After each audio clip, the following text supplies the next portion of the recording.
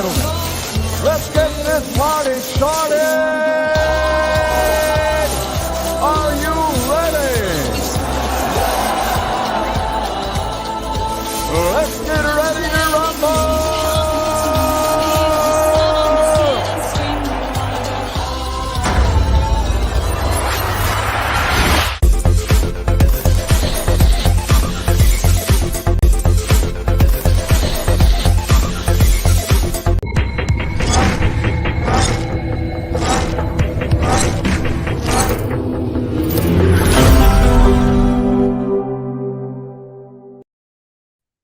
Hey everyone, welcome to Life After J-Dub's live stream. And I'm super excited for today because we have an amazing panel of wonderful ladies.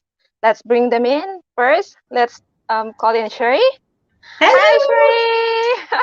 How Hi are over you? there. I'm good. Very good. I'm well too. Looking forward to having a chat with everybody tonight. Yes, why don't you bring them all in? Yes.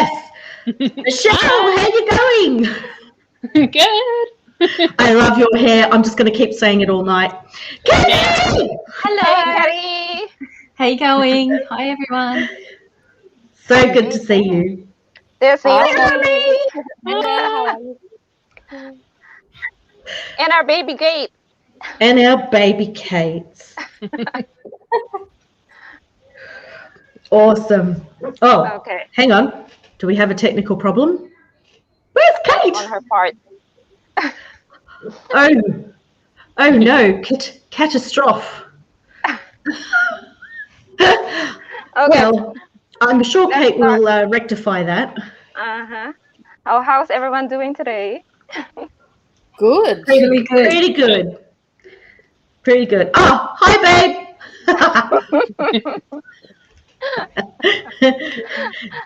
Okay. He's watching from home. Uh-huh. Hey, Sasha. Mhm. Well, it's very sunny here today. Maybe I can show you what Macau looks like. Wow. Nice. Yeah, it was raining earlier. Look, there's Oh, there's Kate. Kate now. Hi, Okay, we Kate. can start. Hi, Kate. You just had to show us some sunshine. Uh, we got a little worried about you. Okay, Sherry, what are we going to talk about today? Well, I was thinking, since we have this panel of wonderful women here this evening, that we could talk about our experiences as women in the Jehovah's Witness religion. And then ultimately, I would like to really get into your experience of coming out of the religion as a woman and how you now identify as a woman. Because as we all know, what a woman is, what the definition is, was prescribed to us by the organisation. We were told exactly who we were supposed to be, how we were supposed to behave. We were told what a woman was according to the lens of 8 men stuck in the 1950s. Anyhow, moving on from there, this has been a new thing for me probably in the last 12 to 18 months that I've started thinking about, of the difference between our identity as women in the religion to our identity as women now. And so I am so excited and thrilled that Life After Jehovah's Witnesses has made it possible for all of us to come together and have a chat and see what pearls of wisdom we can come up with, which of course though, in order to do that, there is something that we must start with. We must have a cheers, everybody. Oh my God, I thought it was a prayer, Sherry. I can't believe how Are you kidding? No, me. I don't have my head coverings here. What is Cheers, ladies. It's a fantastic time to spend Sunday with you. And I'm really looking forward to our chat. Well, I'll have a sip for you, Stella. Okay, drink for me. Thank you. Drink for me. So, on that note, let's get into this. Yes. And we can also watch the chat too and see what anybody else has to say. If they've got any questions or thoughts, we'd love to hear them at the same time. So we'll sort of, because we're women, we can multitask and do more than one thing at a time. So I was thinking, first off, let's think about what it was like. Trigger warnings for everything. What was it like being a little girl in the organisation? Your earliest childhood memories, going to school. I want to hear what that experience was for you as girls. Yes, I am saying that, Sasha. You bet I'm saying that. We agree. A prayer? That was so 2 minutes ago. So, ladies, who would like to share something about their childhood that is unique to the experience of Jehovah's Witness children? Who wants to start? I'm happy to go. No, go on, Kathy. Go, Cathy. Get it over with. No, well, it's the first time I've ever been on one of these, so a bit nervous. But I guess it was always that feeling of being different. So going to school, I knew that I was not to be friends with any of the children. They all had their play dates and participated in sports and things like that, and I knew that I wasn't allowed to do that. I just had to go to school and come home, and there was to be no sort of lag time in between. And I guess, that's made very clear to you right from the beginning. And also that if you participated in Christmas or birthdays or anything, even accidentally, that you were a massive disappointment to your parents. And I know that sometimes, I maybe did accidentally hum along to something, and I would feel so guilt-ridden about it. And I think it's very unfair for a child to feel like that at such a young age and carry that guilt. It starts right at the beginning. You hear it at the meetings, you know what's expected of you. So it's a lot of pressure. Yeah, I totally agree with that. Lots of pressure. Naomi? Oh, I should, before really, freaking hopeless host here, honestly. We haven't introduced ourselves and said where we're all from, which really we should have done right from the get-go. So my apologies to everybody in the audience. Nothing but professional here. We could kind of get to know each other before. Well, yes, but I'm thinking everybody else. Everybody else doesn't know who we are and where we're from and what we're doing. So I suppose when you make your comment, just let us know where you're from. I can tell you, Kathy is in Southwest Sydney. In lockdown. We're all in lockdown, honey. It's just wonderful. So much fun. It's all good. It's all Could good. be a lot worse. Yeah, so I'm Kathy. I'm from Sydney, and I disassociated last year in July. Was basically born in, and sort of my slow exit started a couple of years ago in 2016, 15. It all started, the slide. Yeah. Yes, I'm sure as we go through some of these subjects we'll discuss, we will touch on our exit stories. Kathy, you amaze me. You're an incredibly strong woman. So I'm so thrilled you're here with us this evening. Naomi, you are another Sydney sider. Would you like to just give us a real brief intro about you? And do you have any comment on what it was like for you as a girl? Yeah, sure. So I was also like Kathy. I was born in and sort of knew Kathy indirectly in my youth. So I was born in, but I left when I left when I was 21. Wow. So it was only 3 or 4. I'm only joking. It was over 20 years ago. Just a couple of months ago, right? Yeah. Uh-huh. So We're totally convinced. Thanks, Stella. I appreciate that. I tried to. Anyway, so it was a really long time ago for me that I left, but I had one of those experiences that were slightly, it took a little while to really deprogram, which I think it does take a while. It doesn't matter when you leave. I think it takes a while. So it has taken me a long time to get to the point where I feel really comfortable talking about it and, being out, if you like, which brings me to another thing. So I left because I was gay, or else that was the conclusion I came to. And so that's a pretty unsustainable situation in the religion if I wanted to pursue that. So I made that decision to pursue it. And with Kathy, you just talking about childhood, as you say that, I really do have visual memories of sitting on a separate table doing little non-generic cards rather than Christmas cards, and all these other activities that I'm sure was a pain in the ass for our teachers to try and think of something else for us to do. In the hallway, instead of in the always separated. Yeah, always separated for those things. But I really, for me, one of the things that was strange, and I'm sure you all have your experiences, but I was also a chubby kid. So I sort of felt a little bit, I don't know, kind of picked on for that. So then you kind of have this second layer of the whole being excluded for activities for being a Jehovah's Witness. And then I had a sort of third layer because I was quite tomboyish.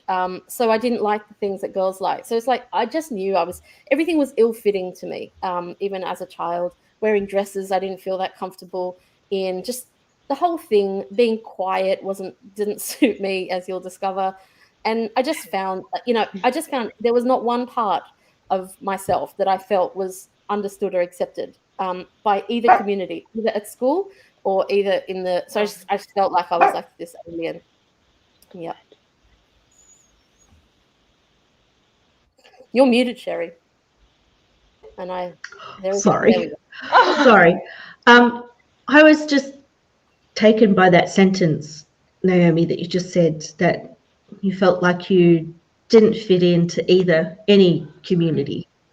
That has to be really, really difficult. I know I can relate to what it's like to not fit into a community from school, but not the same experience, obviously, that you had. That really had to do a number on how you viewed yourself. Yeah, for sure. But you don't know, do you? You're a kid, you don't know anything. No, that's true. That's true. You don't know. Yeah. Okay. Well, we have some Kiwis in the room as well. And we really want to hear from you girls. So, Michelle, tell us about you and what being a girl was like for you. So I'm Michelle. I'm from New Zealand, Auckland at the moment. And I also relate a lot to what Naomi was just saying, because I was not a thin child and I am not a thin adult. So I used to get called the BFG at school, which stood for Big Fat Giant instead of friendly. So I was like, which is a bit stink. So again, didn't fit in at school on a couple of different layers. I had my mum, she started studying when I was 5 with the Witnesses. And so, I don't know, I could never shake the label of the daughter of the study. So, no matter what I did. So, I was still always kind of felt like an outsider in the congregation, no matter where I went. And then because my mum ended up sort of going inactive separately, and my brother as well, then it was kind of like I was alone in the truth, but it had like not the truth, the organization. It had a double-edged sword, because on one hand people would be like, oh, you're so strong going by yourself, but on the other end it was almost like they were waiting for me to screw up. Which I did by going online and finding out it was not in fact the truth. And I left in February this year. So wow, congrats. A bit of me. Well, It's very new.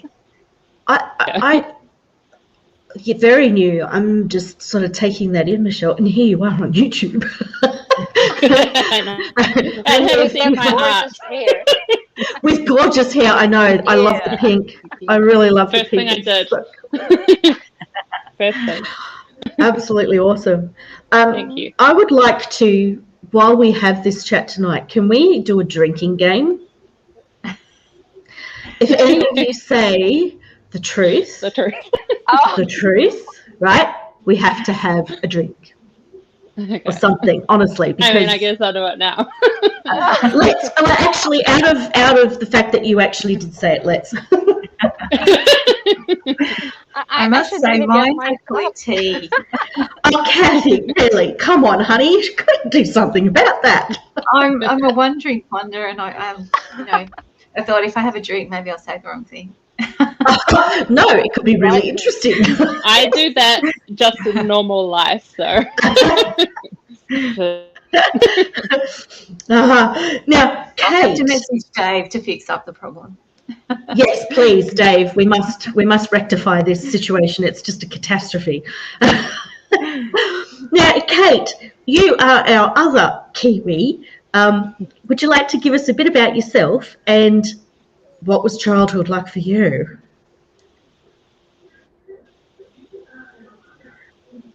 Oh no, we can hear you. I know, I had this same problem earlier, and my issue was that I had muted myself on my laptop. Not hearing you, honey. Like a robot. Kate is pondering her situation. Maybe logging out and logging in again, Kate. Maybe. Have another drink, Kate. Have you tried turning it off and on again? Well, that's the usual troubleshooting, isn't it?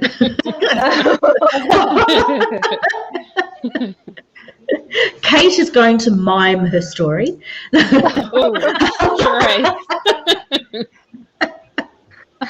She says she's still a Jehovah's Witness.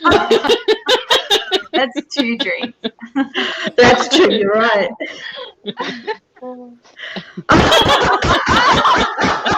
We all know what that means. Dying. Could you be a bit more clearer, Kate? Can you write it down? Kate, maybe you Wait, could leave. go and outside. You can probably She's hear hopped you. out. She's hopped out, so we can try. Okay. I'm out. Time out while Kate sorts her technical issues out.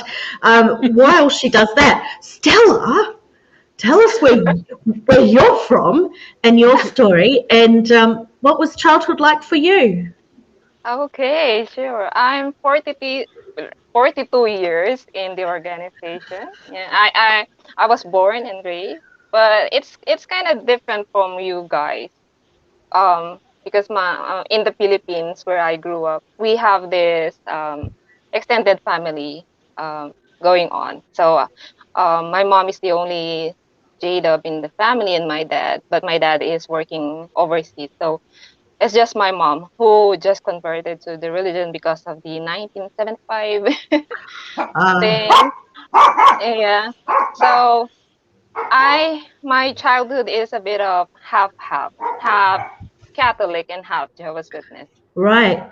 Yeah, and I kind of enjoyed everything on the other side. I mean, I celebrated Christmas, birthday with my non-Jada family.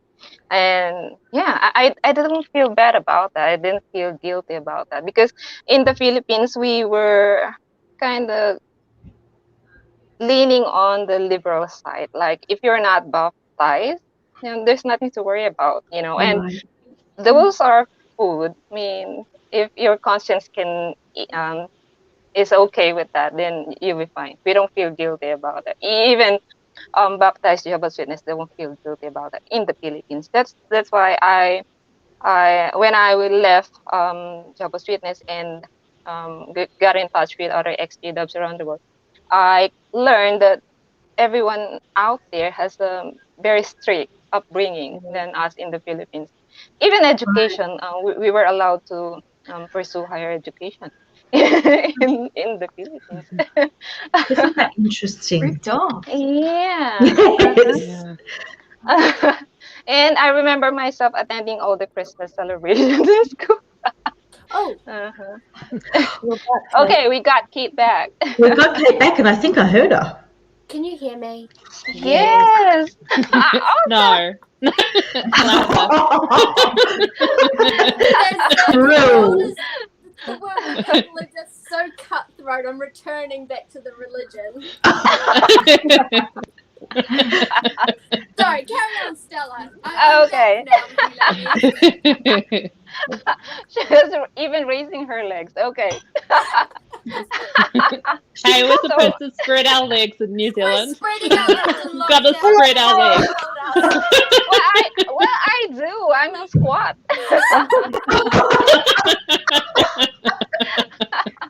I don't think this is a pay by minute stream. This is not OnlyFans, ladies. Hey, we might get $2. Somebody said good morning. Okay. New Zealand Growing up dollars, as a Jehovah's Witness, yeah, but I still experienced that bullying at school, being different, and Right. I don't want to knock on my classmates' door. So when it's the preaching schedule is around my classmates' houses, I don't join in the household services. I don't want to knock on their doors, and because they will call me out at school. So I try not to do that, and yeah. I try to hide that I'm a Jehovah's Witness. Yeah. I don't know because I don't want to get bullied, you know. So yeah, fair enough. but I still kind of enjoy some of the activities Right. at the opposite side. So I you could live the double life quite legitimately, really, because of your But- family. Yeah, but when I got baptized, that's when I started separating myself from my relatives and becoming a devout Jehovah's Witness. So I was a Jehovah's Witness until 2018. I left November, and it was a quick disassociation for me, quick waking up process. And for 42 years, my name is not Stella. Stella is my activist name. So. Oh. Uh-huh. Yes. I was born with Jacob's wife, one of the Jacob's wives. Yeah. Wow. So So- this is the first time I reveal my name online. My name is Raquel. Oh, Wow. Yeah. Yeah, but it's just so biblical, so I don't want to use it. So your name triggers you now because it's biblical. well, things Yeah. yeah. So I yeah, don't know that's if I me. can say much about that. I have to say. Yeah, Naomi. Yeah. it's pretty awkward. Yeah, well, Yeah. my original name is Abigail. Ah, So I actually go by my middle name. And it's funny because I've now ended up with my new partner, and his name is David. So it's the whole like Abigail and David jeez. story. Well, we know how many hundreds and hundreds of women were named in the Bible. So amazing that we have 3 here with Bible names. It's not like there were many. this one pimped out her daughter-in-law, so I'm pretty happy with that. She was hard. I killed her first husband. I Hey! still haven't done that yet.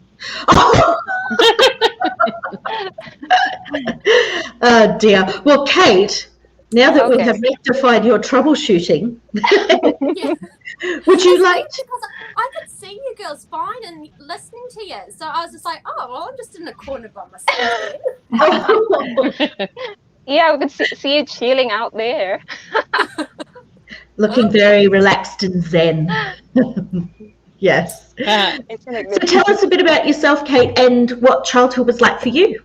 Sure. So, Kate from Christchurch, New Zealand.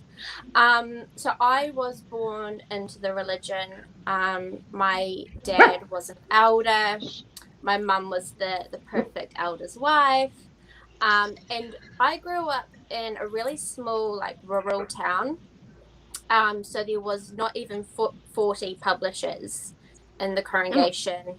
There was probably about 4 children, and that included me and my brother. And because I was the eldest daughter, I say to my friends that I've got now, I liken it to being like the preacher's daughter, because you're put up into like this pedestal, and you've got to be like that good example to all the other younger children. You can't mess up because dad's an elder, he'll lose his privileges. So I had that thrown at me a lot. when I started rebelling. But being just in a small town, everybody knows everyone. Everyone at school knew I was a Joho. And you'd get pulled out when it was Christmas time because I'd be learning all the songs. So the principal would literally say, okay, Abby and her brother and whoever else, everyone get up now. And you'd have to get up in front of assembly, walk out, go to another room. Christmas time, everyone's giving cards, candy canes. And I had the odd friend that would sneak me one because she did feel sorry for me. But then I would feel really guilty that I was about to eat this piece of candy that is so demonic. And also, I think the worst memory of my childhood being in the religion is I had such an unhealthy view of my worldly peers. To me, it was like I could visually see myself as a little lamb, and everyone in my class were goats. And I would literally see my friends as goats, and I'm the sheep, and they're all gonna die at Armageddon. Like, you're all gonna die. And if I got too close to you, God forbid, I'm gonna catch your disease, and I'm gonna turn into a goat. And for like a little primary school kid, that's a horrible like now when I look back on it, I'm like, that is so unhealthy and psycho to be thinking of your friends as goats. But it was so ingrained in me. Yeah. Yeah. The messaging is just horrible when you look back as an adult and think about what we were told as children. Yeah. Yeah. I think there's even so many... now, I was just going to say, it's even worse now with Sophia and Caleb. Yeah. Kids are running around going, "You're Satan's friend." Yeah. Yeah. Yeah, Like, and even the video about the birthday cupcake, and gay people and the icing because you'll be celebrating. Yeah, and even simple childhood pleasures like an ice cream is problematic. That you have to constantly be thinking about what you can give to Jehovah to show him your devotion. It robs children of their childhoods, of just the simple pleasures of life, having fun and learning just about life, and they're just denied all of that, which is really quite tragic. Oh, I remember being like that real geeky Jehovah's Witness girl. That when you're in, sorry, I'm just reading the message. I was that geeky child that when we were doing some sort of art project at school, and the idea was about peace. We had to incorporate that. So all my friends are doing like doves and love and all this stuff. I drew a picture of Jehovah with no face because you can tell no face. And this big huge picture of him with his like glowing yellow dress blowing in the wind. And my teacher comes over and she was so nice to me. Because to go up to a kid and be like, "Oh, what have you drawn?" "I've drawn God." We only believe in his government bringing peace. I wonder how many teachers we've traumatized. I was probably about 8 or 9 when I did that. Yeah. It's such an impressionable age at that time. I can remember when I was 9, so I was year 3, we were asked to do an assignment on what we wanted to do when we grow up, and we had to do a poster about it. And I took this question really seriously. Surprise, surprise. And because we had a circuit assembly around the same time of this assignment, I went to the circuit assembly with the thought in my head, or this question in my head of what am I going to do when I grow up? So when on the Saturday morning 2 regular pioneers were interviewed, and they told of their joy of bringing others into the religion. So that's religion, not truth, religion. But you just said truth then. Yeah, you said okay. If you insist. We got to use Thanks, Dave, for rectifying Kathy's situation. So I decide after listening to these two regular pioneers being interviewed that that's what I'm going to do. I'm going to be a regular pioneer when I leave school. And so I got this pale blue piece cardboard poster thingy, and I took an Enjoy Life Forever brochure, and I cut all the paradise pictures out of it, and I stuck it on this cardboard, and then I wrote things about God's kingdom and how I was going to preach about God's kingdom.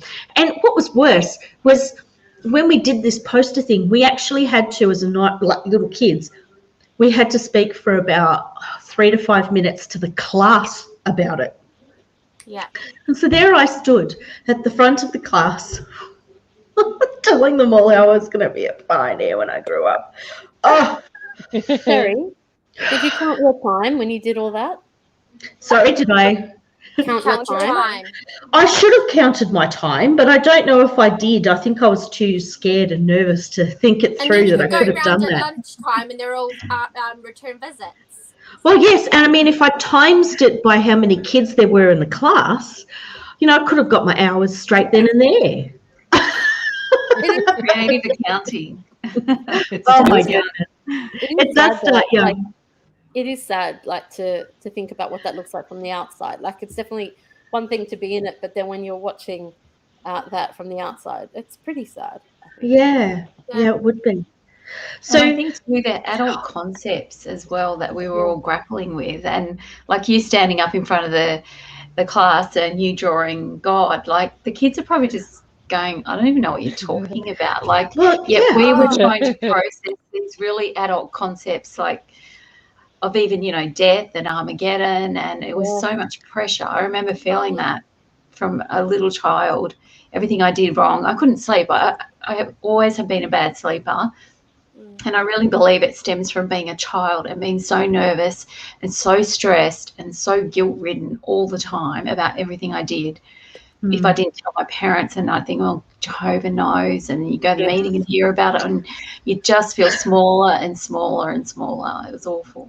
It's true. Yeah. One thing I really remember visualizing, I'm quite a visual person, was what kind of persecution were they going to do to me that I couldn't possibly bear? And I would run those scenarios through my mind, and I'd think, well, if it's like intense burning, I don't think I could manage it. But if it was like being locked up in a cell or something, I think I could do that. And I kept thinking, what are some of the things that I hope it happens that I'm trapped somewhere, because I think I can manage being trapped, but like don't inflict pain, because I don't think I've ever, like, these are weird thoughts. Yeah. I I had totally get very that. similar. Oh, Very I similar. I was like, really- I don't think that anyone would be able to, like, I wouldn't be able to handle if people were pulling No. out my fingernails Yeah. or, things like that. Like, Exactly, can it yes. be a quick persecution and pain thing? Like, does it have to be a drawn out torture situation? And like, that's so messed up. yeah. Think about that. so Yeah. unhealthy. I And our thought about that classmates are too now. going, oh, I want a Barbie for Christmas. And we're thinking, oh Yeah. my God, someone's going to pull my fingernails out and Yeah. make me say that I don't love Jehovah. Like, Oh, it's man. really messed up. I know. Oh, it is. It's any wonder we all need therapy when we leave, because there has been such repeated trauma over a long period of time.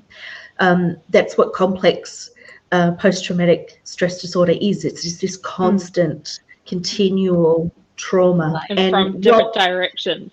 Correct. Yeah. And some of it is, well, it's not self-inflicted. I don't want to use that word, but because of the indoctrination that we all had as children, these thoughts, in the innocence of childhood, you've taken it seriously because we trust those people who are older than us.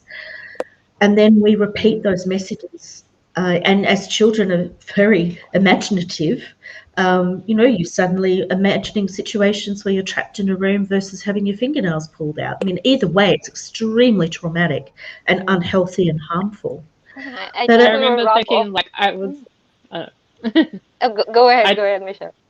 I was just gonna say, I remember thinking, like, I'm gonna be so bad at, like, if I was trapped in a cell by myself, because I can't remember any scriptures by heart, or I can't remember any songs. I wouldn't be able to do it. Like, I'm such a bad witness. So yeah, sorry, It's it just just so came to me. wrong. But that, I mean, that in itself, you're judging yourself throughout that scenario and already self-defeating, telling yourself that you're Yeah. going to fail. That's just, Mhm. Stella, you were going to say something. Oh yeah, I was gonna say they rub up of us of our childhood. I think Yeah. we didn't really enjoy being children or being kids. I mean, we were forced into adulthood even at a young age. Yeah, that's a really true comment, Stella. I think so. I I think too though that like even though we were told to like grow up in a way quickly, we were also very immature. hmm, Like when I left home at 18, I wasn't a typical 18-year-old Mm. to the world's standard. I was still very immature. So it's like we're mature in some Naive. aspects, but in other aspects, so behind the normal Mhm, everyday mhm. person. Absolutely. Yeah. Absolutely. Even agree. now, like leaving at 35, I'm like, I feel like I'm a kid, like that I Yeah. don't know things that I should know. yeah. Yeah. So I want to start to get into that. Like we've talked about being children, and some of the horrible things that we've had to endure. So this next question may not be relevant to all of us on the panel, but depending on the time that we left. But I'd like to hear from those that were in when they got married. Perhaps they had children. What was it like? What was your experience like living the JW woman life, Kathy? Well, I married a wonderful man, so I did not have the standard JW husband.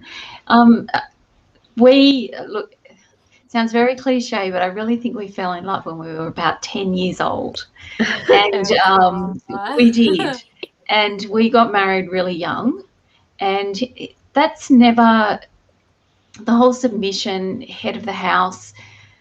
We really never even talked about that because I've always been, and I feel bad even saying this, like he treated me like an equal because he always did, and it was never an issue. So I feel very grateful in that respect to have had that, because I saw many other marriages where women really had no voice. But in saying that, I was still living within the framework of being a mother and a wife as a JW, and growing up in it as a child where you hear scriptures like, women should be silent and be in submission. Sometimes I think, is my husband going to ever change and be like that? But we just, have a great relationship in that respect. We have a normal marriage like everyone else. We fight and whatever, but that was never an issue. I think when I had children, I think it really hit me what I was a part of. And I remember when I had my first son, Ben, and I was standing at RPA hospital and I was about to go home that day, and I was holding him, and I just remember thinking, this religion is never, ever going to come ahead of you. And I guess as time went along, even when my children were very little, I didn't give them the Bible story book. And when I did, it only had very minimal pages in it because I ripped out all the violent pictures because I knew that they shouldn't be looking at that. And then my second son came along, and my second son has autism, and that threw us into a whole new world for about 7 years. And I think the pressure was enormous at that stage because he was nonverbal till he was 7. He was having tantrums, throwing himself around, the room. We were going to therapy 3-4 times a week. And then I was taking him to meetings, and, he just couldn't sit still. So I would be out the back, I would be walking around, and I got a lot of judgment for that. Or I would let him sleep at the meetings. I'd come in with quilts and pillows, and because he had such a routine that we had to keep to, and even little things like that you would get judged for, you should have your kids sitting up, and you see kids getting smacked for not being awake at 9:15 or something. But I guess we always took a different tack with it. We let our kids be kids. Even when they went out preaching, I never made them wear ties. I always bought them cargo pants and just little checkered shirts. I used to get judged for that. I just thought that I just tried to make them as much, have a childhood. But in saying that, I didn't leave, till I was 44. But it was enormous pressure. Like at the convention, there was one convention where I basically got asked to leave because of my son. And I ended up, sending in a wad of papers to Bethel telling them, that I had tried to get ready for an assembly like every other family, and I was judged, and people were telling me to keep my kid quiet when I was sitting on the outside anyway. I wasn't even in the stadium. It was, day 3. He was going feral, and I was just letting him walk around and make noise like he should. And then I guess as they got older, there was that pressure to get them baptised, and I always told my children that they were not allowed to get baptised before they were 18. I didn't want them to, because I believe baptism is a nail in the coffin. Yep. It puts the parents in a terrible situation, and puts the children in a terrible situation. But again, I didn't leave. So, it was just a combination of a lot of things. But I as a mother, I felt so much pressure to be out witnessing at all the meetings. Yeah. But I tried to make it as fun as I could for my kids. I had a party for them every year, and sometimes made it dress up and things like that. But I still didn't feel happy. Yeah. Felt something inside of me that I just didn't want to recognise. I felt really, really sad, being surrounded by so many people, but just feeling really unhappy. It's a theme that I think is coming out in the discussion tonight, that either in childhood or as a wife or as a mother, it's pressure. That word keeps coming up, the constant pressure that everyone felt. I don't know the circumstances of our other panelists, but was anybody else on the panel a wife or a mother as a witness? I was a wife, but not to a witness. So I had even more judgment. Of course. Yeah. So you married out of the Lord. Yeah, I did the whole dating in the religion. I was going to say truth. Well, you just did. I like this game. I did the whole dating thing, and it was the most intense and controlling process. And what turned me off going with this brother, who was meant to be the perfect one because he was a ministerial servant, so one day he was going to be an elder, was when he got really jealous with the work colleagues I had at the time who were males and thought I was with one of them. Told my father, who's an elder, and my father believed him over me. And I just thought, well, that's it. Nah. So instead I got disfellowshipped. So then I ended up going with the work colleague because I was like, well, you're telling me I'm with them, so I might as well go with them. So I did. Got disfellowshipped. And I got married to someone in the army. So that was even more of a no-no. Oh my goodness. But to me in my head as well, I thought, well, this is great because I've got like the golden card. If Armageddon comes, I'm already friends with the army. You're not going to lock me up in the camp. But then the marriage was really bad. It ended up being abusive. But what also made me stay in that abusive relationship was that because for so long, as a woman, as a Jehovah's Witness woman, you're taught you've got to be submissive. Mm. And unfortunately, that was one point my then husband knew about. So it was always, you've got to be a good Christian. I'm going to tell the brothers that you're not being a good Christian because you're not listening to me or you're not obeying me. He used that as a weapon against you. Use it, yeah. And so I was always like, oh my gosh, I'm giving him a really bad witness. I'm supposed to win him over. Oh my goodness. It's a double whammy here. So how can I win him over without a word if I'm not submissive? So that was so I would tell the brothers that this is my marriage. I've got 2 young children that are seeing really, really bad things in the home. And it was always, well, either you've got to pray more, you've got to be obedient, you know, remember all the stories we've read in the yearbooks about these women that have been in really bad situations, but they've come through it, and their husbands after 30 years have become a Jehovah's Witness. Oh yay, 30 years, like so, and also then families in the congregation were like, well, she's got a worldly husband, her children obviously are worldly too, we can't invite them over to play. No. And then once I ended up actually leaving my husband, it was, well, now she's a divorced woman who's been disfellowshipped before. She's married a non-witness before. Then she's got a divorce, and that's really bad. So then I had all that pressure. Then I was trying to be even more of a goody good two shoes, because I had to try and wipe that slate clean of, but I'm really good now. You know, those were all such bad mistakes. But, it's an impossible situation, isn't it? It's just you're entirely just like a impossible. hamster on a hamster wheel, Yeah. and you just get tired. You get over it. Yeah. You're in a losing battle. You are in a losing battle. Yeah, quite right. So, ladies, we've all come out at different points. We've either come out when we were much younger, or we've left because of circumstances, and then still been actually captured by the religion, and not woken up from it till a long time later. Either way, whatever our stories are, I think all of us are going to have, I really just want to hear your comments on, after you worked through the doctrinal stuff, you've realised it's not true. The next step is then the behavioural side of things, and recognising what behaviours we have that have come from the religion, the way we view ourselves,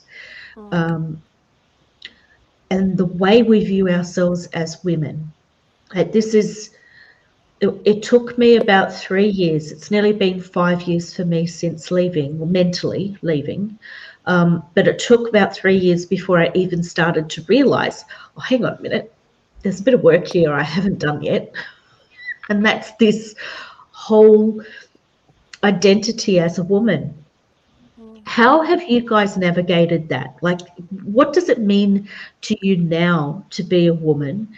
What have you found helpful in shaking those horrible messages, you know, the submissive wife and all of the things that we were told?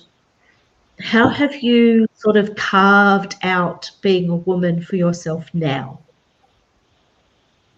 I want to hear. Who wants to go first? Okay, I'll speak first. Okay. When I left back in 2018, I was trying to justify the two witness rule, but yeah, you cannot. I can't. So once I figured out that the Bible ain't the Word of God, I jump into another learning. I dive into biology, cosmology, everything that goes with learning about our past, and I figured out that I don't need to follow anything what the Bible says. So ditch them all. So I really ditched them all. It's just like that. It's like taking off clothes. Yeah, but still some of my traits of being a Jada, being raised, and being a wife, is still stuck in me. I guess it's gonna be hard to get rid of all of them, but majority, I think, I've discarded a lot, because when I was still married to my Jada husband, or he was an elder and an ex-Bethelite, so he was kind of treating me so low, but but since he was not contributing financially, I took over the job of being this sole financial provider of the family. So it was easy for me to stand up on my own, be independent. So when I separated from him, I was kind of soft shunned by the congregation because I was a bad association. But I learned a lot from that. If I can leave him, I can also leave my religion. So that's it. So even though I experienced the shunning at that time, and so it's no longer a big deal for me if I'm gonna be shunned if I leave. So I at the time I already learned how to stand up on my own, be independent, not relying. So kind of helped me. But yeah, my children were raised as Jehovah's Witnesses as well, but none of them got baptized. So my living was so easy. So Easier than it could have otherwise been. Yeah, because if they're all, if they were baptized, and I will be torn into living because they're gonna shun me, and that's gonna be hard for me. Yeah. But since two of them left before I left, that was easy, and the one was on the way to getting baptized. But I left, and she after a month after leaving, she also left stop attending, stop preaching, everything. So that was that was I appreciate that, because if not, that my living would be hard and my transition would be hard. But since my story as a wife and taking independence, learning independence, it was easy for me navigating the world, and I just have to just keep on shedding what I used to be.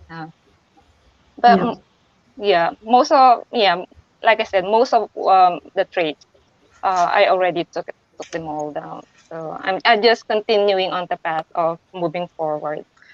That's you sound like you have a lot of internal strength. I mean, to have had the courage to leave a marriage,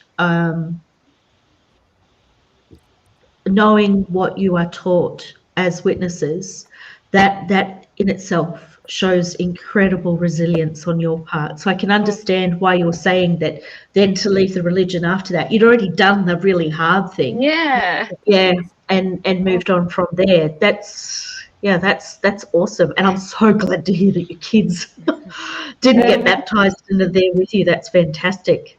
Yeah. And I got that same experience from Kate when I was told that my reason for leaving my husband is not really that big deal, because some other sisters are, they on the point of getting killed by their own husband, but yet they still remain in the marriage because they want to save their husbands. They want to turn them into Jehovah's Witnesses as well. So they were stuck. But I told the circuit overseer who told me that I'm not that stupid. So I told Good on you. Good on you. Because he was invalidating my reason. So I'm not gonna take that. So I usually speak up my mind, even though when I was a JDub. So. Love it. Fantastic. Speaking my mind is something I've had to learn to do. That may surprise everybody. Sasha, don't you dare say anything. Ready for the comments to come through now. You just watch. Something is going to come up. He will not be able to resist that. He won't be able to resist it. Oh, geez. He's already typing. He will be. The three little dots are going. Naomi, you were going to say something too. Just I suppose my experience of being a woman was a bit weird in that initially I didn't know I was gay. I actually thought I was trans. I thought I was trans because I felt that I was a man, because what I wanted, what I enjoyed, the way I felt I saw people being treated. I wanted all that, and I didn't understand why it wasn't that way for me. And so Sasha's saying the right things right now. Yeah. Good. A submissive husband. I like that. That's funny.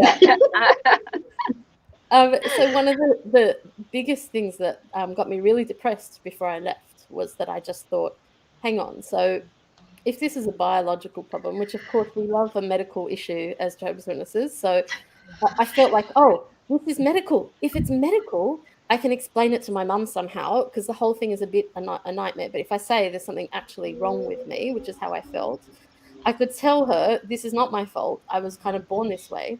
But of course, when you follow that thought through, you get to, I was born this way. Mum will feel guilt for making me born this way, if that's the case. But actually, then God made me this way. So God gone ahead and made me this way. And then he said, the way I feel is wrong, evil, whatever you want. And then I was like, this is really, really a shitty situation for me, because I cannot imagine marrying. I've never been attracted to a man. And Jehovah's Witness men, I mean, luckily, Kathy and Sherry, you ended up with some good ones. But I would say across the board, not that great, the ones that stay. And so I hear you. I hear you. The standard is very low. And then also, I was not attracted. That's really the main point. So I had no attraction to them. So then I was like, okay, I'm going to have to be like these spinsters in the congregation that just never get married and just pioneer. And I thought this was my life. And I didn't last very long, embarrassingly, in that scenario. I think I lasted about 3 years. There's a weird sound. Is there a weird sound? There is a weird sound. I'm not quite sure where it's coming from. Yeah. All right. It's gone now. It's gone. So for me, the question of being a woman has always been a bit weird. I never felt much like a woman in the religion, and I never understood that identity. I saw my mum, who was very much like a big love ball that was kind of constricted by how much she could love in the religion, but actually, was quite submissive. So I can't tell, when you look at that religion and say this is what they taught about women's roles, but in addition, you have your own mother or your own parent that you're watching, and then the cultural thing, because my parents are Lebanese, so there's a cultural pressure as well. So I don't know exactly where it came from, but I knew I didn't fit in it. So I suppose, I don't know if I'm answering your question, Sherry, but ultimately, I have increasingly felt more and more myself over time, and that didn't happen immediately. And there's still a sense of me that I can recognize throughout my childhood, but certainly being free of like being able to speak up, being able to. It used to annoy me that I'd have to do a talk to another woman on stage and not just do a talk. I think that's what drew me to comedy and performing in the end. I was like, I want to talk. Like, I don't want to just have a conversation. I like having conversations, but I don't. Anyway, the point is, I wanted those things, and I think that confused me. And I thought I wanted to be a man, because that religion was so great if you're a man, in a way. There was so much better if you're a man. So then I think it made me want to be a man, as opposed to. Anyway, that's all very confusing. But ultimately, I know I'm not trans. I think that experience is much more difficult than what I was imagining. You were just confused, and you didn't have that support and That's that understanding. Yeah. And then it was so easy in the end. It was just. Were you told that it was like it was going to be your trial to like see how faithful you are? Like, did you get that whole feel, or? I guess there was some trying to sort of calm me back down again. But because they saw that I was so depressed, like I properly didn't want to leave the house. It kind of got to a point where.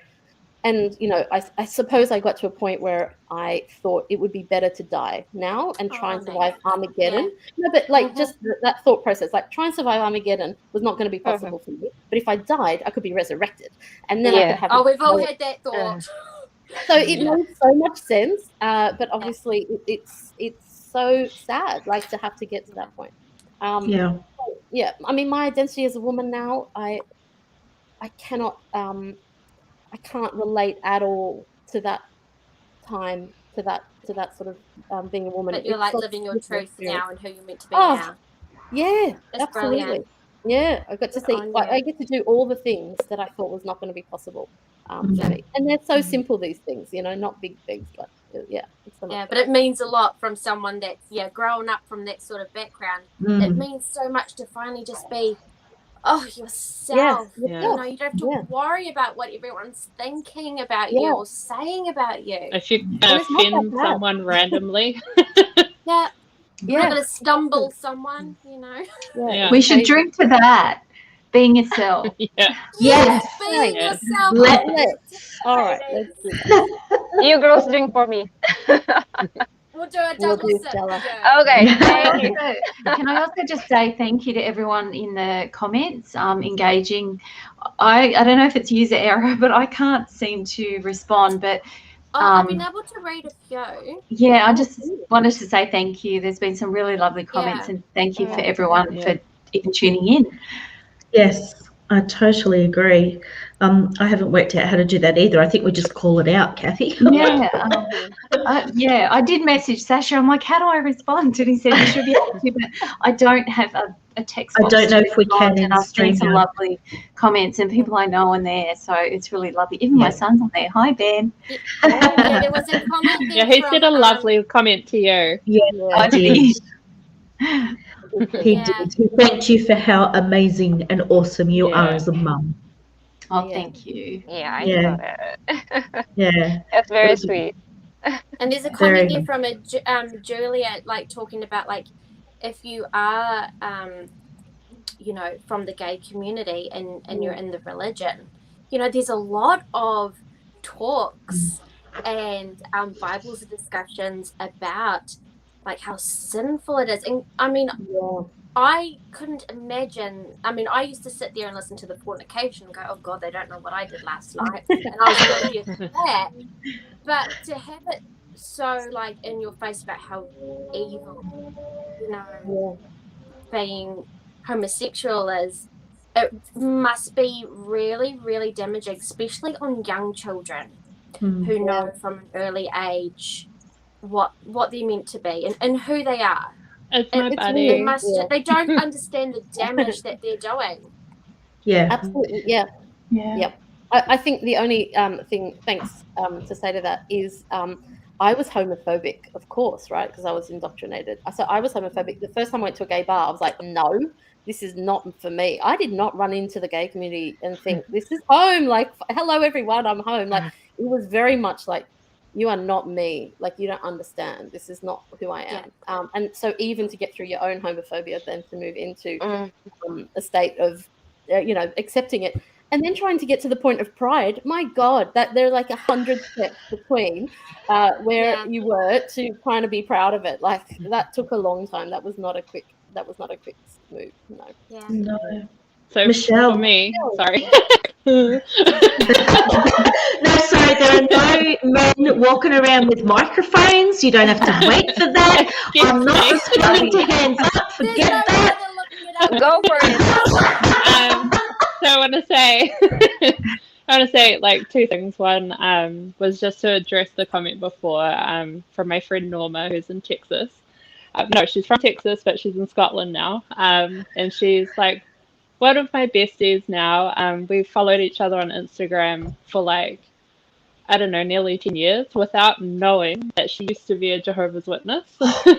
And then when I left, I was like, so like, I just left my whole religion. And she's like, you're a Jehovah's Witness, weren't you? And then like, boom, since then we've just become like besties, and she's been amazing and super supportive, and I will cry.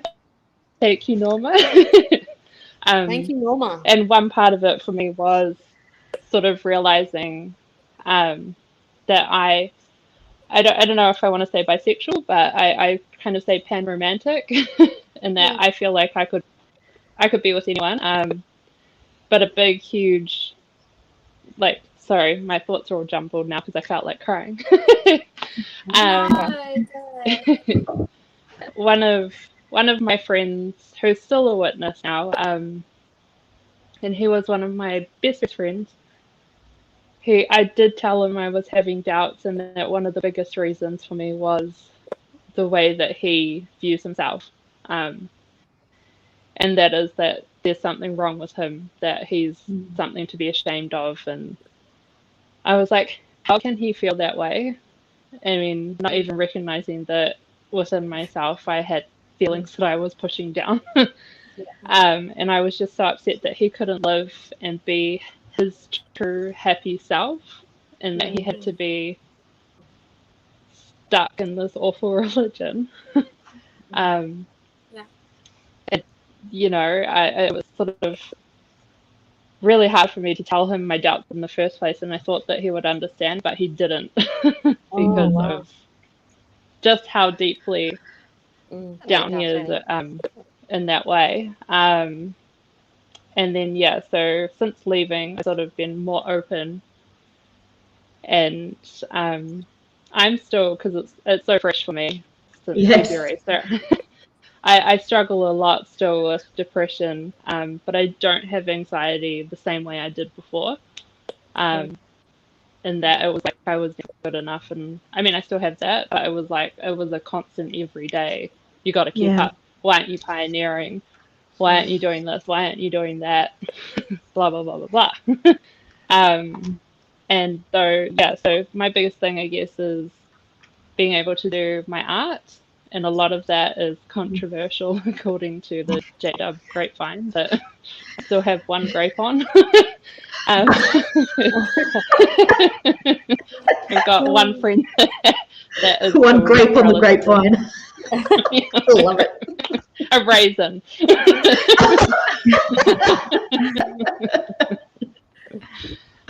So a lot of my work is like, I've always had it in me that, in fact, I was called like an activist and I was a witness. I've always had it in me that racism is not right, that the way they treat females in the congregation or women is not right. Horrible. All of the stuff and like the homophobia, everything, I've always just been like, I want to shout it out that this is not right. And now I can kind of do that with my art. Yeah. So that's where I'm really glad you've got that. Yeah, that's fantastic. Especially the recent one. Yes. That's a lot of fun. So, like, how can we find your art, Michelle? You must say how we can find your art so everybody else can enjoy that. Okay. So it's at McAwesome Art on Instagram. So McAwsumart on Instagram. And I've just set up a Redbubble so that you can get these pieces on hoodies and t-shirts and stickers. Fantastic. Everyone, get yourself a shirt. Yes, please. I need to pay rent. But I imagine that'd be really cathartic for you, though, being able to use art in a way to help you heal. I've heard that from others that have amazing talent artistically. I'm thinking of an amazing artist in Western Australia, Sarah Riches Hall. She does, my goodness, her work is just incredible. I have to have a look. Oh, you must check it out. It's very, very deep and empowering, very provoking. I love it. I think she's amazing. I just sorry, I just want to say another thing as well. Sure. With my experience, because my mum brought us in, and like her entire family, like her sisters and stuff, my whole extended family are not witnesses. I was completely separate from them growing up because of that. My mum was like, okay, we don't hang out with them. And then now, after leaving and all of that, I have to start having relationships with my aunts and cousins. And I'm somewhat still left out there. Like, they don't think to include me in things because they haven't for so long. But I mean, it's my own fault. And then no, it's not your fault, Michelle. Sorry to cut you off, but that's not your fault. I didn't mean it that way. Yeah, I didn't mean it that way. Sorry. We will not let you think that. My mum and I don't have a good relationship, so I'm kind of like, when I left an entire thriving social network and viewed my friends as my family. Yeah. And I had to start again completely this year, and the only reason I've been able to do it, I think, is because of the lockdown we had last year, and I got comfortable being by myself. I was a bit suicidal and got to go to therapy for 4 free sessions through the New Zealand government healthcare system thing. And even telling someone about that, like I told one sister in the congregation, and she was like, "Why haven't you just prayed about it and looked at your personal study? And typical. why are you going?" And I was like, if I had not gone to therapy, I don't think, even just for those 4 sessions, I don't think I would have had the strength to leave after realizing it wasn't the truth in October last year and then leaving in February. So Mhm. a big Good on thing you. that they need. Well done. Well done. Good on you, Professional Michelle. Yeah. help. Yeah. And you Thank know you. what, Michelle? But- You said something. You said, I'm leaving behind a group of friends that were like family. And weirdly, that's what you're heading to as well. So that was Yes. what I couldn't imagine for Yeah. myself then. I thought, hang on, all these people, I'm quite social butterfly. Like my whole social network's gone. Mm. So Mm. what happens is you just build that with a whole new group of people, and those people, they don't operate at a kind of inauthentic level where you have to pretend to be happy Yes. and all this shit. And they actually know you. They see you when you're down. They actually help you, and they will be genuine friends. And they will be a network of your choosing. And that, honestly, I couldn't imagine it when it was happening. But now I can tell you that it'll be so much better, that network that you end up with. Yeah. Because it'll be real. Yeah. It'll be real. Yeah. But Yeah. anyway, Yeah, and I get that too. Like you do when you're thinking of leaving, or you're about to get disfellowshipped, that daunting, you're leaving your family, your really strong friendship circle, which is so scary. But then you end up realizing, well, if they really were such close friends like family, and they know how rotten I'm feeling about myself right now, but they're still happy to turn their back on me because they love me, and that's going to make us come back.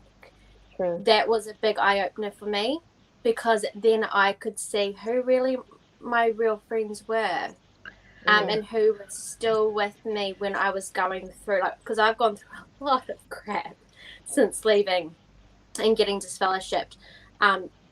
Not to do with being disfellowshipped, but just, with life's trials. Life is shit. And it was just ridiculous. It was like, that now is the time that I need this family and close friends. But instead, with the trials I was facing, it was, well, you just need to be by yourself with God. Just be by yourself with God. And I just sorry, but Kate. you find out who your good, true friends are, and that's just who you latch to. And it's amazing the people that come out of the woodwork, and they've just got your back the whole time. Yeah. I do like being vocal about leaving as well, because in that process I found about, 10 or so other I thought were witnesses but weren't and have left or just left. And we've got like a little group there, and it's great to sort of encourage each other and find each other as well. So and it's really hard. It is really hard to leave. Like, I'm sure all of us, when we left, it really, when I left, I had nothing. I had not one friend. I just knew I had to go because it wasn't the truth, and I just couldn't stand that any longer. Hang on, but you said the truth. Sorry. But I think another thing that the religion steals from you is the ability to trust yourself. Yes. So you are told not to trust your heart. And I know when I look back in hindsight, for 44 years, my heart and my gut were telling me to get the hell out of there.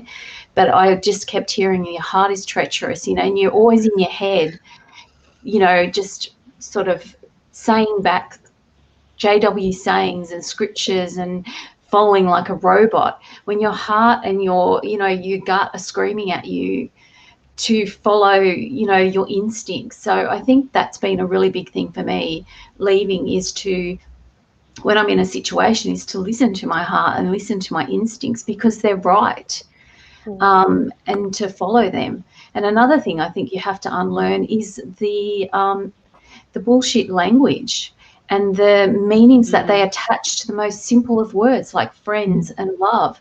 The people in there are not your friends. They're your friends in a certain framework, and if you deviate out of that, as all of us would have known, the minute you go, these people treat you like you're dead. My own parents treat me like I'm dead. I mean, conditional love. Absolutely. Nothing's unconditional. I've come across the most kind people who, just by accident, have shared a tiny bit of my story. They've reached out to me or sent me a letter. People at work. It's really hard and it's really scary to reach out to people. And sometimes it doesn't work. But we also have to leave that sort of infantilized idea of having 100 friends in a congregation. It's just not possible. People end up with a couple of really good friends in their lives. I think we've been conditioned to think that we've got this worldwide brotherhood of, friends. They're not your friends at all. As long as you share the same beliefs, you dress the same, you act the same, you talk the same, they're your friends. But I mean, that means a world of robots, and who wants that? Nobody. Oh, yeah. And I think, like you were saying, when you've got to talk the same and act the same, then you're being fake. You don't. There's nothing to find out about anybody. We all know what they're thinking about anything, and you don't want to know if they're thinking otherwise.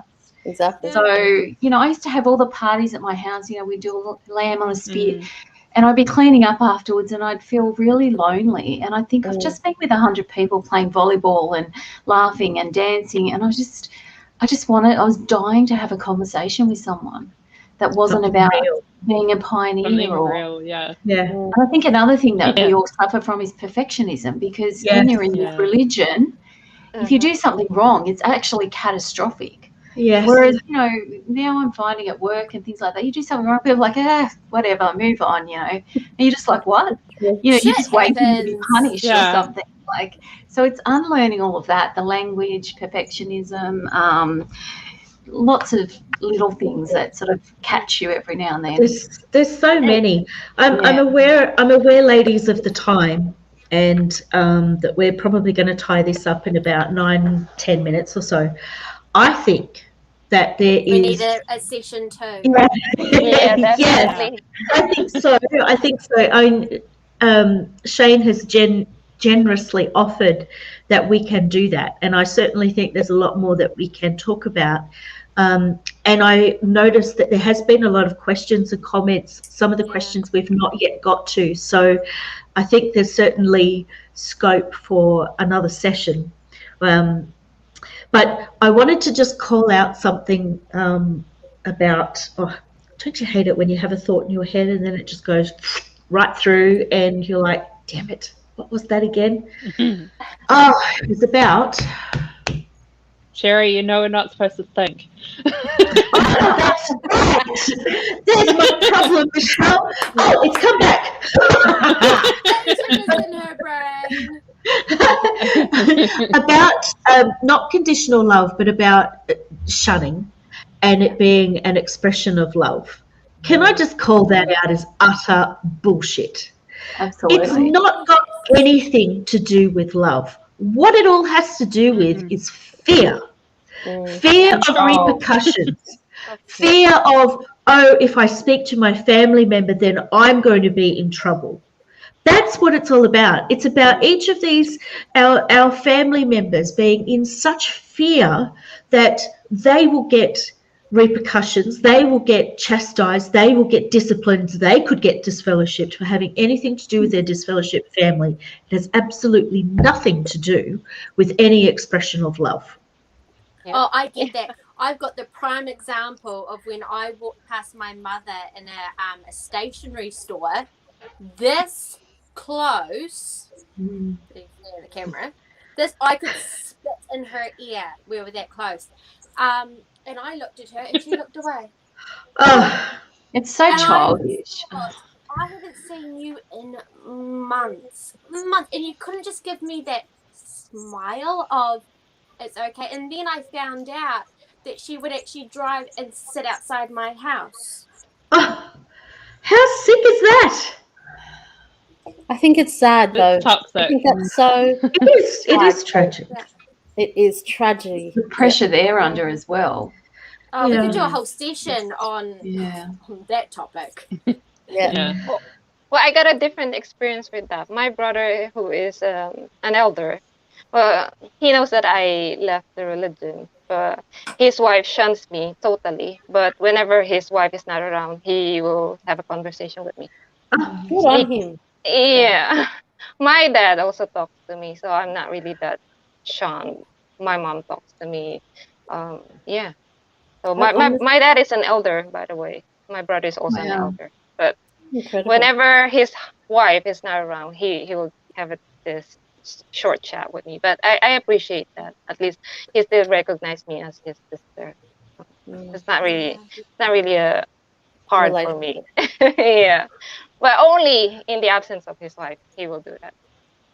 Do most My people parents here shunned have me their way parents before talking they to had them? Sorry, Kate, you go. So, do most of you women have your parents that are still talking to you, or are you all shunned as well? Mine was shunned are 2 not years in before. the truth, so oops. Kate, my mother. Sorry, my real dad, lucky- passed go on. away a while ago, and my mum, because she became inactive maybe 15 years ago. So I'm in a weird situation where I'm the one for a boundary, not talking to my mum for my mental health. So I'm on sort of a Good for you. weird opposite side. That's fair enough. That's fair enough. And what Yeah. about yourself, Naomi? I've been very lucky. My mum never did stop. I mean, there's always been it's distant, and I did the thing of moving away from the country, so it made it a bit easier for that distance to be explained.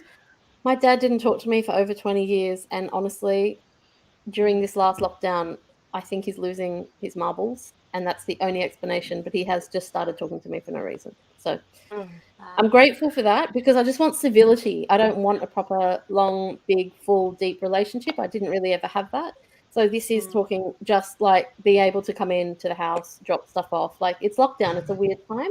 Just to have that has been better. But I swear he's forgotten why he stopped talking to me. So that's great. That's good. Yep. Take the Take win. advantage of that. No, Oh, I will. yeah. Yeah. It's hard. It's hard. For sure. Yeah, it is. The only thing Well, I can say ladies- to that is I do have friends who also have broken relationships. Like, it's kind of like we have this thing that's happened, but it happens to other people as well. And that doesn't make it any easier, but it just reassures me that it's not just us, like that are kind of going through it. Yeah. I would like to say something.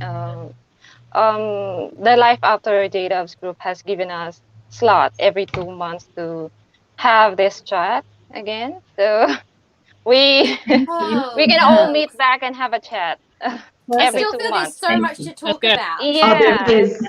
There is. Thank There you is so much to talk about. Shane. I would like to also Thanks. just let everybody know that this subject of the issues that women face in patriarchal religions and coming out of that, and the grapple that we have in identifying ourselves as women, is a topic that's being discussed elsewhere as well. Hang on, who did we lose? We've lost someone. We just lost Katie. Michelle. Katie. Oh, Michelle? Michelle. We lost Michelle. Oh, hopefully Michelle will be back. Satan is starting to like just take over. Maybe she was taken out by the octopop. Remember the snatched by. Too funny. But I just thought I'd let everybody know that Recovering from Religion, who does a lot of work in helping people as well with giving support groups, not just for Jehovah's Witnesses. Oh, Michelle's back! Yay! I don't know what happened.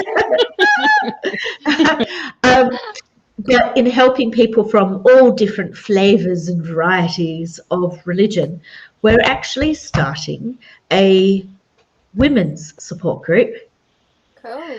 And the very Awesome. first one is going to be on Sunday, September 12. So it'll be September 11 for everyone in the Northern Hemisphere, but for us, it'll be 10 a.m. on September 12. So that'll be 12 for you guys in Kiwiland. But I think platforms like this are just so important for Mhm. women to be able to come together and discuss issues that we face as we search for who we are authentically as women. So Definitely. yeah, I'm Especially for really like excited And about that. well, like I find a lot of the content that comes from the XJW men is very much similar to the talks that we had to endure. And I do like the way that with women we sort of talk in a different way and we we connect in a different way. So it Yes. we is do, nice and I to think see. too, because like we are so relaxed and it's just a bunch of girls with some drinks. Sometimes I feel that people that are, still PIMO, physically in, mentally out, Yeah. they're too scared to go to those amazing groups that we do belong to on Facebook, because there are people that have been out for so long, so they've got really strong beliefs. And for some women who are, we've been taught to be submissive and not to question anything, it can be really daunting going into those different fields to do some research. Yeah. Whereas when it's just a bunch of women having a wee chat, people that are just sitting inside the Kingdom Halls at the moment that are a bit like, this isn't where I want to be, they can just be quietly sitting in the corner and just take in a bit of everything. Like, all our experiences are so different, but still entwined to being, we've all got that core sort of, similarity. Yeah, absolutely. So I can And see then this sort of obviously, platform really helping Yeah. women. Yeah. Michelle. not to knock any of the male content producers. Oh no, I just realized I didn't say it like that way.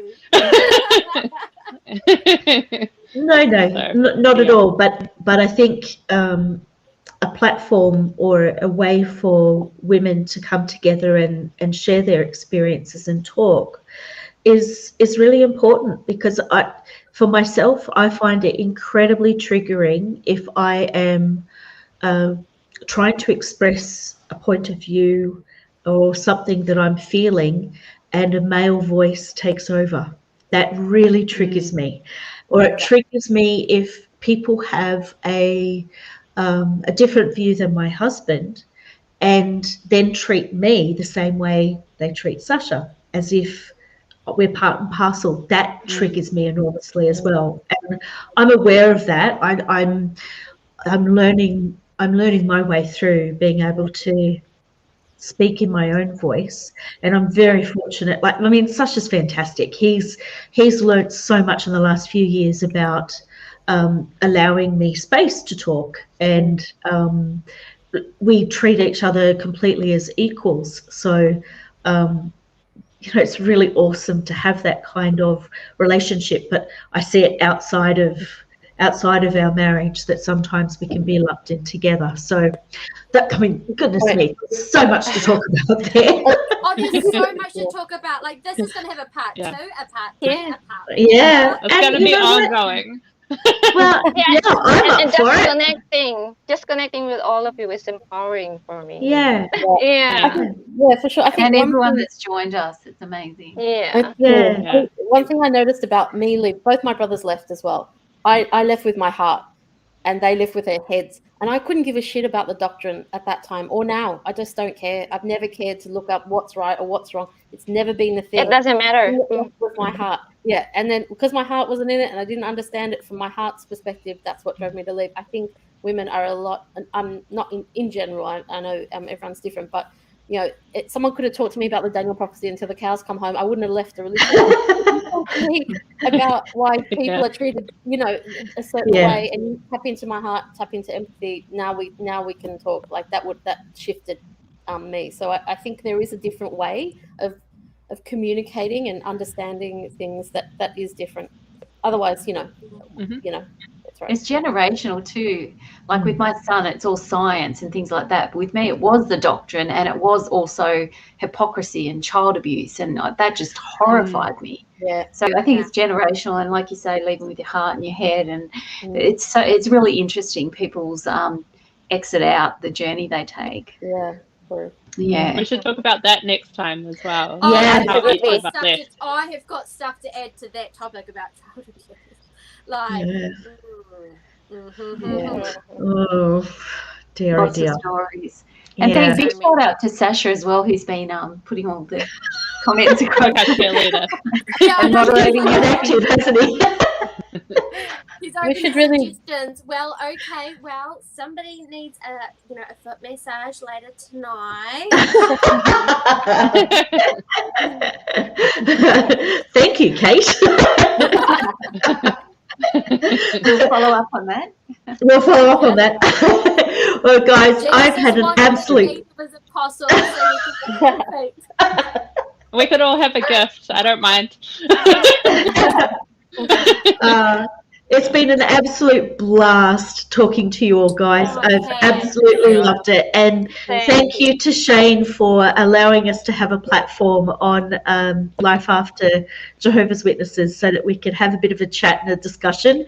And as Stella said, we'll be back for another installment. So Yeah. hold out I know I fast. did that. We would like to thank everyone who are watching and who gave comments. Yeah, if you have Yeah. any further comments or questions, just put them up, and we will have a conversation on the next 2 months. So yeah, just keep them coming, and we'll deal with them later. So Fantastic. Thank In the you. meantime, everybody, stay safe. Thanks, and everyone. thank you, You too. thank you, thank you, everyone. Bye. Bye, for now. Bye.